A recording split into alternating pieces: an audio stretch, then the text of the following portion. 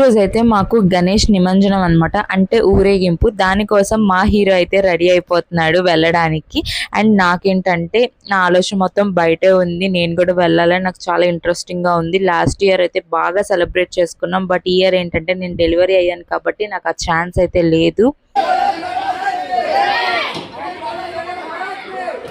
చూసారా ఎంతమంది జనాలు. అఫ్ కోర్స్ అన్ని చోట్ల జనాలు అయితే ఉంటారు, బట్ నాకు చాలా స్పెషల్ అనమాట. వినాయక చవితి అన్న ఇలాంటి డేస్ అన్నా సరే, వినాయక సంబంధించిన ఏదైనా సరే నాకు చాలా స్పెషల్. నాకు వినాయకుడు అంటే చాలా ఇష్టం.